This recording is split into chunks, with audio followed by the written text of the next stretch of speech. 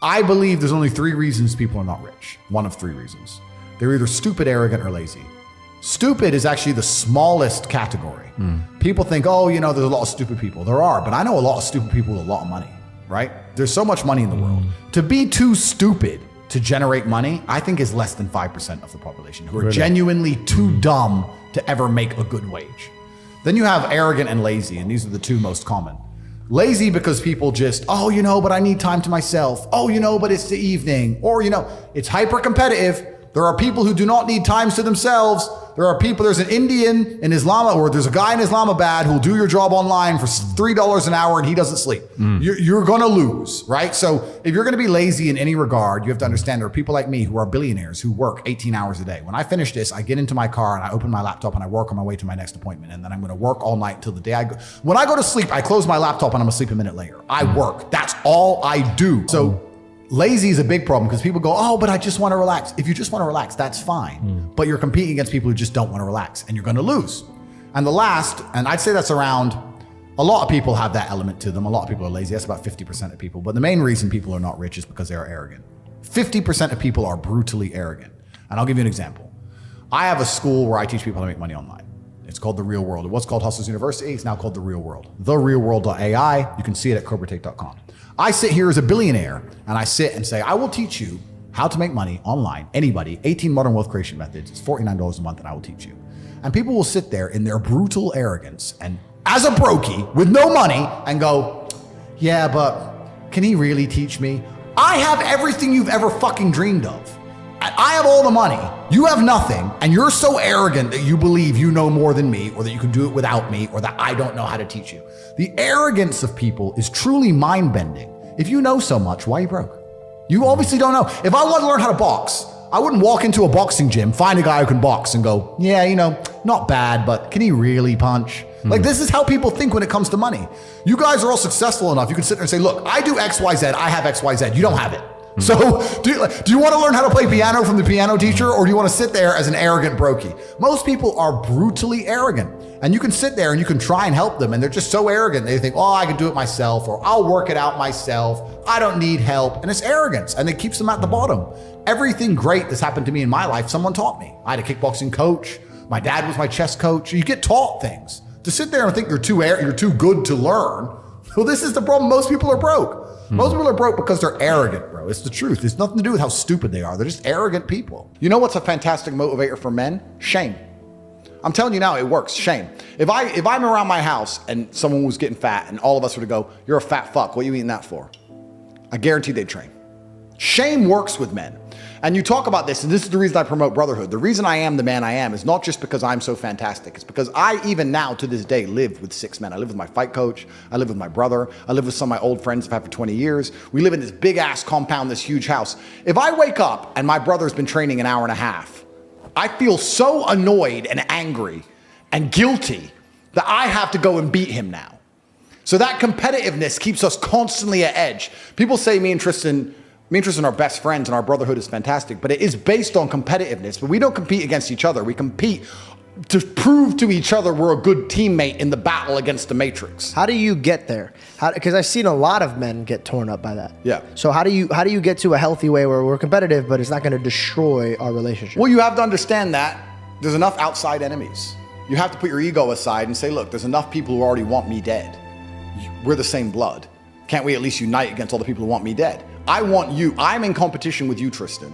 I want to beat you to prove to you I'm a fantastic teammate to you, as opposed to I want to beat you because I don't like you. And it's a different mentality. And we'll sit there, and my brother and I are in constant, endless competition, but it keeps us sharp. So masculine competition is super important, which is why it's the 3rd thing I teach, which is brotherhood. You are the sum of the 5 people you spend the most time with. If you find some guys who have their game right, your game's going to get straight. It's as simple as that. And I think if you take any man on the planet in any situation, in any scenario, and you tell him to become as strong as possible because of all the lessons he's going to learn, become as rich as possible because of all the lessons he's going to learn, plus obviously being strong and rich are benefits, plus find a network of brotherhood of men who are accountable to themselves, and by extension accountable to you. If you're accountable to yourself as a man, you're also accountable for your friends. I don't want loser friends. I don't want dickhead friends. If I had a guy I really liked and he started being a dickhead, I'd try very hard to fix him. And if I couldn't fix him, I wouldn't be his friend anymore. I'd say, stop that. We don't do that. Why are you doing that? What are you crying about again? Why are you acting that way? Come on, let's go train. I don't want to train. But we always train. Come on, let's go. And then after a while, I'd be like, he doesn't train anymore. Get him out. Bye. Go get eaten by wolves. That's the unfortunate reality of the world, because I'm the sum of the 5 people I spend the most time with. I don't want to wake up one day feeling terrible and going, but he's missing the day and I might miss the day. His poison will get in my brain. I have to resist it. So if you get a brotherhood, masculine brotherhood, and you're accountable for yourself and for them, you're going to be able to do nearly anything. People will shield laziness with anything. No one wants to admit they're lazy. So they'll shield it with disbelief. That's a scam. Or, I don't work hard, I work smart. Bollocks. More cover. For just anything it takes to say, I don't want to work. Do you believe in that? Work smart or not harder? I believe in both. Yeah. But there's a time when it comes to work smart. And most people are trying to do the smart work before they do the hard work. It's kind of like talent, right? You don't notice if you're talented at something until all the hard work's done. Yep. I could be the most talented tennis player in the world, but I don't play tennis. So if I go down the tennis court, Joe Schmo's going to smoke me. I don't get to see my talent until I've worked so hard that I'm in the top 1%, and now I'm beating them because I have some God-given gift. Yeah. You understand? Yeah. You have to do the hard work first. If there's no hard work, there's no smart work. So someone's going to sit there and go, I work smart, I don't work hard, so I only have to work an hour a day. If working smart gets you a lot done in an hour a day, then you should work smart for 12 hours a day and get 12 times the work done. I am absolutely and utterly a believer in hard work. I'm a proponent of hard work. I have all this money and all I do is work. My entire life is work. This podcast is work. I'm getting in the car and going to another meeting, work. I'm going to fuck a bitch. That's work. She's going to be on my arm at the fucking Cannes at the film festival. That's more credibility. I consider it work to fuck her. That's work. I want to go to the gym so I'm in good shape. Work. It's all work. My entire life is work. And people don't want to look at life that way. They want to talk about work-life balance and being lazy and all this crap. I don't believe in any of that. I believe in if you want to win, you have to outcompete the man who's prepared to do nothing but work. It's player versus player. If you're going to sit there and go, I don't want to work more than an hour a day, well, the guy who does want to work more than an hour a day is going to beat you. And no matter how smart you are, there's always a smart dude who's doing the same smart work you are for more hours than you're doing it. That's just the nature of the game. And we talked earlier about speed. Most people go, it's only 2 weeks. It's only a week. It's only a week. The people who say it's only a week are the people who are broke. They don't value time. That's the reason you're all poor, because you say it's only a week. So, it's tomorrow. Oh, I'll do it later. It's only an hour. It's only a day. It's only a minute. You are competing against people like me. We do not waste a second. Being a normal man or an average Joe is always going to suck. The only way to have a good life as a man is to be exceptional in some fields. Here is how you do it. Yeah. You need to work your ass off. They delete me. They want men to stay depressed, semi-depressed, miserable, paying the taxes, just rich enough to pay tax, too broke to do anything else. Yeah. That's where they want. That's where they want you. So they don't care about men's mental health either. They don't care how many men kill themselves. They don't give a shit. And this is why I talk about the Matrix. People say, why do you talk about the Matrix all the time? And I say there are people who are living right now in a computer-generated reality. If you believe everything you're watching on the news, you are believing a complete false version of reality. And the idea of that reality is to keep your brain occupied enough so that you continue to do a shit job for shit wages and pay your taxes until you die. That's exactly that's the plot of the Matrix movie. They are abusing your body and controlling your mind so that your body will sit there and do what they need it to do until you're no longer useful anymore. And that's exactly what's happening. And another question I get is people ask me why I'm so interested in this fight against the Matrix. And I try and explain to people that I believe this fight cannot be avoided. I think you're either combating the Matrix and fighting against the garbage they're telling you, or you're believing it. And if you believe it, then you end up fighting against yourself. You end up fighting against your own mind. You can't avoid the battle. If you're a full-grown man and you believe everything that's on the news, you're going to end up fucking semi-depressed, divorced, miserable, broke. Like your life's shit anyway. There's no way to escape this fight. You're either buying their crap and fighting against your mind, or you're fighting against their crap. There's no other way to do it. I've never met somebody with a fantastic life who did not completely and utterly believe in themselves. I've never seen somebody massively succeed and they didn't believe in themselves. Ever. I've never seen somebody who just allows life to happen to them and become blown off course by some sadness, end up doing massively monumental and important things. I've never seen it. And if she leaves me afterwards, let's say she just likes to leave men, I don't care. Yeah. I'm still working. You're still crying. You can't possibly ever beat me. I'll continue to beat you into eternity, as will my bloodline. You will sit and pay the price for the rest of your human years. Even your ancestors above you are disappointed in you, and your offspring for the rest of your lineage will look up and say, my great-great-great-grandfather was a loser because I broke his heart, and now we've been broke ever since. Yeah. Chess and fighting are remarkably similar. Very. You have to know what your next move is going to be countering his next move. And there's no luck. if you lose, you made a mistake. There's no such thing as a lucky punch. If I'm losing a fight, or if I'm beating some guy up, and he hits me with one shot and knocks me out, and people go, that's a lucky punch. He's trained his whole life to punch people in the face, and he punched me in the face. You call that lucky? I call that good. I think it was a very good punch. Excellent. Probably his best punch of his career. No such thing as lucky punches. Same thing with chess. If And you also lose, you left your guard down. absolutely. It's my fault. Same thing with chess. Brutal self-accountability. If you lose, you made a mistake somewhere. How do you learn that? You have to go back, reflect. You have to watch the game back, play the game back. Where did I make the mistake? You don't blame your opponent, you blame yourself always in chess. It's self-accountability. So when I stopped playing professional chess, I decided to move over to fighting because they're very similar. It's one-on-one, it's not a team sport. So that's why I chose to fight, but I never considered fighting fun. I never took it as, ha ha ha, this is fun. I was out to hurt people, for real. Firstly, let me tell you something about myself and most rich people. We don't own anything. I don't own anything. I don't own anything. There may be a trust fund in Ecuador that owns a company in Singapore that might own a yacht that I can borrow, for example. But I don't own shit. So that's the first thing. The second thing, you have all these different jurisdictions around the world. It's extremely complicated. How are you going to tax a rich guy? He has houses here, houses there, company here, company there, all the companies making a loss. Does Starbucks pay tax? No, Starbucks supposedly doesn't make money. Supposedly Uber's never made profit. An app on the phone with millions of cars around the world and people working endless hours for them and them getting a cut of it to run an app. Supposedly they've never made profit, never paid a penny tax. Funny how that works. You can't tax the rich. It's too complicated. You can't tax the rich. It doesn't work. All you're going to do is just drive them into other countries. If England right now today were to announce a huge tax on the rich people would just go, oh, cool, I'll base my company out of Belize. A few pieces of paper, fuck you. We don't really learn lessons unless they're learned the hard way. Yeah. I believe that unless a lesson has taught the hard way, you're not going to learn it. You can have so many near misses and people won't learn their lesson. Bro, you must know a guy who goes out there, nearly crashes his car, doesn't slow his ass down till he wrecks it. Yeah. Like, this is how people are, right? So you need that pain for the lesson to sting enough to really genuinely go inside of your mind. And it's the same with everything. It's the same with driving a car or business. Truthfully, if you want to learn a lesson about business, you're going to have to suffer at some point, right? So we always say that most people are not successful with their first companies, X, Y, Z, blah, blah, blah. I get that. The truth is, there's a lot of people who make a lot of money with their first company, but they just spunk it, act an idiot, and it all blows up in their face. And that's how you get the discipline on your fourth company, that when you have 3 million in the bank, you just leave it there.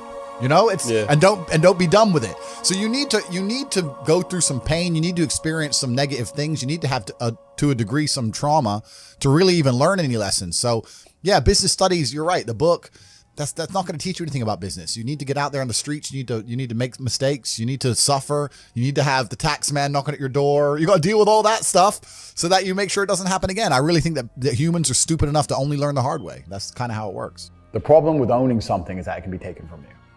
So let's look at it the American way. In America, litigation is a big problem. Everyone gets sued all the time.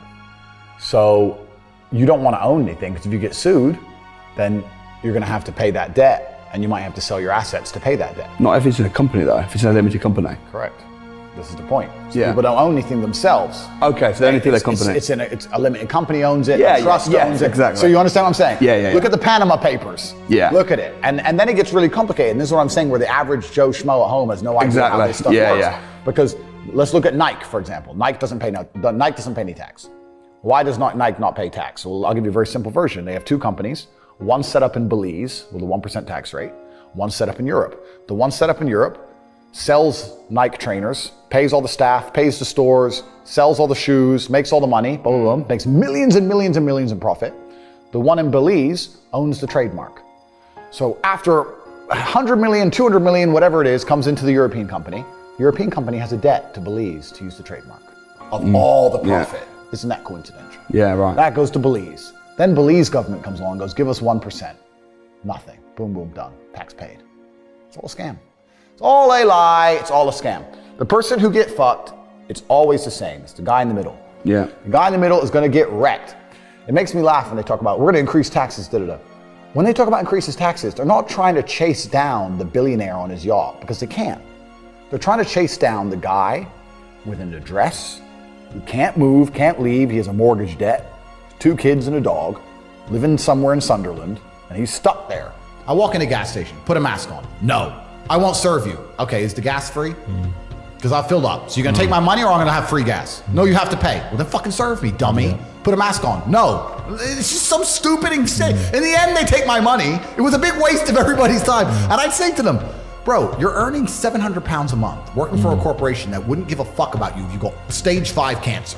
Why do you care? If I worked in BP and someone walked into my gas station and decided to start a fire in the corner and barbecue some sausages, I wouldn't give a some. I'd be like, please stop, bro. Whatever. Like, why do these people, they're so fervently passionate about the rules of the BP station? But do we you're need a fucking people? slave in your mind. Do we need slaves though? Because Yes, we obviously do. we need people to work and do those jobs that obviously the free people can't do. And this is the full circle realization when you get to the point where, as frustrating as it was, you need this slave class of people who buy bullshit so that I don't have to do bullshit stuff, which is great. But usually the bullshit people can't tell me what to do. It's only during COVID they were allowed, and now that's all over. They can't tell me what to do anymore, so it's fine. But if you're, and not everybody's mind can be free because in society it would break down. But of course, some people's minds are designed for freedom and some people's aren't. But it's amazing when you're talking to the slave mind, trying to get through to them. You have two choices. Either you understand what's happening in the world today and you're on the side of good and you're fighting against the Matrix, or you've accepted all the Matrix programming to pretend that there is no battle, and then by extension, you're gonna end up fighting against your own mind. And you're gonna be in a fight either way. Your mind's either right and you're fighting externally against the enemy, or you've accepted the Matrix programming and you're sitting there fighting against your own depression, your own anxiety, fighting against your own struggles inside of yourself. You're going to fight anyway. There is no way to avoid this. So you have to make a decision. Do you want to have control of your own mind and control of yourself and fight for God and fight on the side of good against evil? Or do you want to accept the evil programming, fall down a hole of degeneracy and fight against yourself and self-destruct and implode? That's your choice to make. But I think the intelligent choice is to fight against evil. But also, life teaches you a lot. And I think a lot of people are not very self-reflective of their own lives. I don't think you can read a book and that's great. But I think if you're living an interesting life, if you were to take half an hour a day to actually sit and go, okay, what good has happened to me today and what bad has happened to me today? Why have those things happened and how can I prevent them from happening again? Most people don't, that kind of crap doesn't even cross their minds. Like every day I will sit at the end of the day and go, what bad has happened to me today? How did that happen? Did I get caught slipping was I on the street and some guys come up to me and it could have been a dangerous situation? Like, how could I genuinely have improved my reality? And you can self-reflect and teach yourself everything. But that's total ownership of your life, isn't it? But you have to have. A lot of people don't. You have to have ownership of everything good that's ever happened to you and everything bad that's ever happened to you. I have complete ownership for the fact I was canceled. I don't sit there and go, oh, they're lying about me. Yes, they're lying, but I still own it completely. They're lying about me and they're talking shit, but I own it and I took responsibility for it and I sat there and I took absolute accountability and I thought, okay, how can I turn this in my favor? And I beat them. If I'm walking down the street and it starts to rain, I take responsibility for that. I didn't have to be in rainy London. I could have been somewhere else. I could have brought an umbrella. Could have took a car. I am responsible for getting wet in the rain. And there's people out here who just don't take any responsibility for their own actions, let alone the weather. If you take complete self-accountability and you self-reflect, you can learn a whole bunch about life. But could you not just say that it's raining, this is unfortunate? No, but that's what losers do. It's raining. I'm unlucky. I must gotta be- tell them. yeah, I must be a loser. but that's what they'll say. I got wet because it rained, not my fault. Whereas I'll say I got wet because I did not prepare for the rain. As the world gets more messed up, which it is, people are going to learn some very abrasive, harsh lessons. And sometimes when you've gone through a very harsh lesson, to be given a solution which isn't harsh, you're not going to believe it. To be given a harsh solution makes you feel like, okay, this guy knows exactly what he's talking about. As a man, your life is supposed to be shit. My argument to this is people go, oh, I don't feel good. I say, good. Your life as a man is going to be terrible the entire time. Who told you at any point, I don't know what the Bible says. I haven't read it cover to cover like I've read the Quran, but I don't think the Bible says you're supposed to be happy all of the time. I think follow your passion is also a terrible piece of advice. Yeah. Yeah. People say, hey, man, you need to find what you're passionate about and do that. And what they're trying to say is only do what you like because you have no motivation to do anything else. And motivation in and of itself is a scam. I don't believe in motivation. I believe in discipline. I am not motivated to do the things I'm supposed to do every day. I don't wake up full of like joy that I have to go to the gym or that I have to work or got to deal with crap. I don't feel motivated to do them. I'm disciplined. I do them regardless of how I feel. Whether I'm in the mood to do it or I'm not in the mood to do it, it gets done. That's discipline. Discipline's a real thing. Motivation is fleeting. Yeah. You're never going to be permanently motivated. So when someone comes along and says, oh, do what you're passionate about, what they're saying is you'll have endless motivation and then you'll be able to try hard. If you're the kind of person who can only try hard at something he enjoys, then you're going to fail. Because most things you enjoy don't pay any money. If they paid money, you wouldn't enjoy them. It's called a job, right? Nobody likes their job. You like your hobby. I'm sure you like playing video games. Maybe 1%, 0.1% can make money from video games, right? Most people, you ain't ever going to make it. Yeah. Do you think the guy in China who owns a concrete plant is passionate about concrete? Do you think he's sitting there stroking it at night, naked in bed? Fuck no. It's money. Be passionate about success. If you're passionate about money, then you can be passionate about anything. I'll be passionate about any business on earth that pays me. If you pay me $1 billion to dig that hole, I'll be very passionate about that hole. I will dig that hole with passion for the cash. Yeah, because you know the cash for at the the end of money. it, yeah. That's right. So when people come along and say, oh, you need to find something you're passionate about, follow your passion. Bro, you're going to follow your passion to the fucking food bank. You're never going to make any money that way. You have to sit there and go, what is going to pay me? It's not about detaching yourself from your emotions. I feel every single emotion. It's just about using let it them. It's using them all in a positive direction. Yeah. If I feel extremely happy and excited, I'm going to use that as motivation or energy to do amazing things and do good and work hard. If I feel absolutely depressed and distraught, I'm going to use that as endless energy and motivation to do amazing things and work hard. It doesn't matter what you give me. Energy cannot be destroyed. It can only be converted and transferred. It doesn't matter what fuel you give me. If you give me diesel, petrol, kerosene, vodka, doesn't matter what you put inside of my engine. Hard work is gonna come out. Absolutely. Success. That's all I know how to do. Yeah. That's all I know how to do. It doesn't matter what fuel you put in my engine. My engine only knows how to do one thing, and that is succeed. That's all I know how to do. Yeah. So it doesn't matter what you feed me with. I'm going to be massively successful regardless. When I was broke, when I was on a council estate in Luton, I thought everyone was poor. And now that I have money, it kind of feels like everyone's rich. I go to buy a plane and they're like, no, I'm sold out. Thought you fucking sold out of planes? I go to buy a Bugatti and they're like sold out. I'm like, all the shit's Who are these people? Yeah, everyone's bought everything. Like, Yeah. And it's crazy how many people out there have such ridiculous sums of money, truly ridiculous sums of money. There are so many rich people in the world, and it's kind of like your reality is based on, it's the Matrix, right? If you're broke, everyone's broke. If you're rich, everyone's rich. And a lot of people have this separation. I was lucky to live in both worlds, but a lot of people have this separation. Yeah. So I've had this conversation with a bunch of people, and my basic premise is that I refuse to believe in things that take power away from me. If you are in a haunted house and you believe in ghosts, you're scared of the haunted house. If you're in a haunted house and you don't believe in ghosts, you're just in a house and you don't care. So I don't like the idea when someone explains to me the idea of one day waking up and being miserable and not wanting to live anymore, and it's nothing to do with my circumstances and I have no power over it, and no matter how good my life is, I'm still gonna feel terrible and I'm gonna wanna die. That's not an idea I subscribe to. That's not a reality I'm ever gonna want. But that's for a myself. reactive depression, isn't it? You can be reactive depressed for the day, for example, or Feeling for a while. Or even chronically, yeah. Feeling depressed is real. Yeah. Depression as a disease, I do not subscribe to. The idea, I believe, that if you feel depressed, something is depressing you, and you should try your best to fix it. You should take control of your life and do your best to fix it. The idea, but they don't say that. They don't talk that. They say depression like it's this magic thing that comes out the sky and it gets in your brain, and you're sad no matter what, and there's nothing you can do about it, and you need to only take pills. And I think that's a very bad way to look at the world, and that's a bad idea to subscribe to. And if you start to feel depressed, let's say your girl leaves you and you start to feel depressed, but you believe in the idea of depression, you're now going to start diagnosing yourself as clinically depressed, self-hypnosing yourself into hypnotizing yourself into being clinically depressed. And it's amazing how you can speak things into existence. I cannot become depressed because I don't believe in it. I think we're here to struggle and to learn. I don't think we're here to be happy. That's why when we keep going back to the happy argument, I've always found that kind of frustrating and annoying. When someone goes, oh, but I want to be happy. Why? Why? Why do you want to sit there and laugh? Like you were happy your entire childhood. That's your happy days. You're allowed to be happy as a kid. It's all over now, right? You're a man. You have responsibilities. I think we're here to do important. Provide, protect, and we're also here to do important things. And important things are going to be difficult, and they're going to be hard, and you're going to get frustrated. But that's what gives you purpose. I don't see anyone who's chasing happiness. I think that's a very feminine frame. I understand why some women just want to be happy.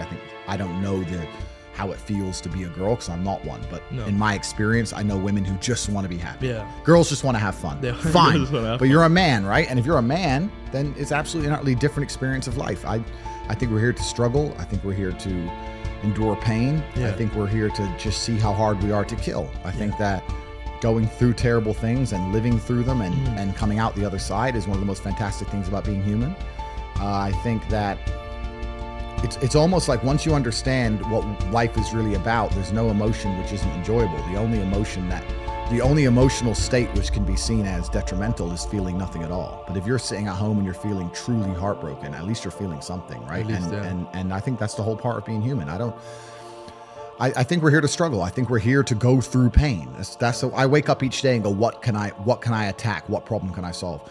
And look at history. Why did Genghis Khan wake up and want to conquer the whole world? Why did Napoleon conquer the world? Why did Alexander the Great conquer the world? You just wake up and just say, give me this, give me that. I want all of it. I need to, there's an army there. They're really big. We're better. It's intrinsic. Yeah. You need to go and conquer. That's the purpose of life. I think the world is a violent place. I think there's violence all around us. I think that I view the world in a violent way. And I don't mean that in a negative context. I say a lot of things and people take them as negative, but I see them as positive, right? Like I say I'm an angry person and people imagine me to be like unhappy. Yeah. I'm super happy, but I'm angry. Angry is motivating to me. You can't sleep if you're angry, so you better work, right? So I'm an angry guy, but I'm a happy guy. And I see the world as a violent place. I've always seen it as a violent place. If most people look at a tree, they see a beautiful tree, right?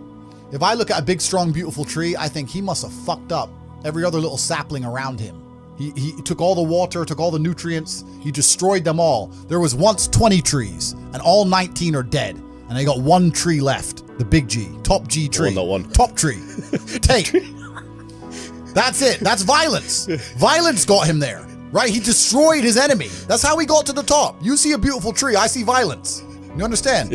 And that's the true nature of the universe. You have to learn that you have to take things from other people, and by taking it, I'm not saying go rob a bank.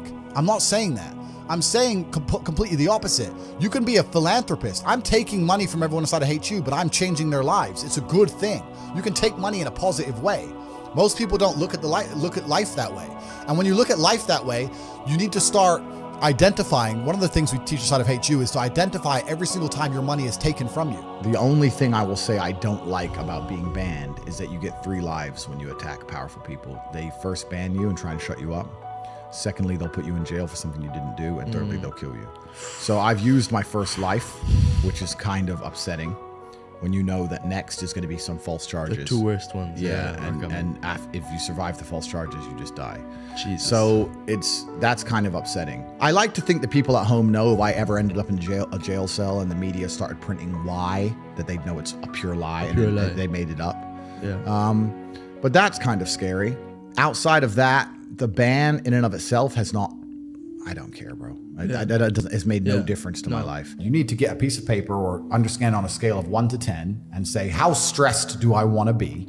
How much pressure do I want to feel like I'm under? How much can I take? And be honest with yourself. I wanted this life. This is exactly what I want. It makes me happy. But there's a whole bunch of people who would not be happy in my position just because of the amount of pressure they're under. In my last cancellation, we had press trying to find my mother, family members doxxed. My last 20 ex-girlfriends called and offered a bribe, effectively 100,000 pounds, to do a negative story on me. None of them turned. Bank accounts frozen, travel bans, all my social media is deleted. All over the news, national news, that I'm evil. Press releases in the schools saying that I'm bad for young men and I'm misogynistic. Like, most people are not prepared for that level of pressure. I slept fine. Most people would be like, whoa, there are death threats. Like, most people can't handle that. I can handle it fine. Most can't. You have to decide what you want to deal with. So when you're setting your expectations, it shouldn't just be about how much money you want to make. It's truly about how stressed and how much pressure do I want to be under. I actually enjoy it. I'm a warrior. I'd be bored in the other way. I want people coming for me. That's what I want. But if you don't want that, then don't build a life that does that. I think if I were to talk to Tyson, or Tyson were to talk to anybody, he'd say the same thing. He'd say, look, end of the day, even if you're struggling, it's you that's going to have to get up and get the work done and change your life. I think that a lot of the help, which is being purported now by the system, by the Matrix, isn't designed to help. I think it's designed to keep people in this state of depression, because when you're depressed, you're submissive. You don't care about what happens to you if you're depressed. Depressed people aren't going to riot against a new law or against COVID tyranny because they're depressed. They're too busy. They're at home and they're sad. I think that keeping everybody in a degree of semi-neutral depression, semi-sad, is good for their ability to control all of us. So when they go on the TV and say, you're depressed, it's a disease, you can't fix it, there's nothing you can do about it, it's not your fault, I think they're just trying to reinforce in your mind that you're never going to get better. I think if they really cared, they'd say, like Tyson Fury says, you're depressed, but you can beat this. You can do this. I don't hear them saying that very often. They just sit there and say, everyone's depressed and it's normal. Accept it. And I don't accept that. I don't accept that. I don't think people should sit there and accept that they're sad. Change it. I think only you can change it. That's what I believe. God created us to learn and understand ourselves and understand other people and understand the world. And what did I say earlier? I said that you don't learn a lesson or you don't appreciate something without pain. So you have to struggle to learn anything. There's only two ways to learn things, the hard way or the harder way. If you're smart, you can learn the hard way. But in my experience, 99% of the planet only learn the hardest possible way. If the lesson's even 85% effective, they'll make the same mistake. It's only when they completely decimate and destroy an element of their life do they sit there and go, oops, now I get it. No. That's how it goes. If you start with a good team, you're going to make it. That's really true. Brotherhood in and of itself is so valuable. If you sit around with 20 people and none of them are lazy and none of them are snakes, you're going to be fine. So you need to have people you can give word. This guy's in charge of this thing. That guy's in charge of this thing. Delegate people, different roles, different tasks. Absolutely. You got to have a team. You got to have a network. And my network is so strong. That's one of the big advantages I have. I have people around me who I can genuinely, seriously trust.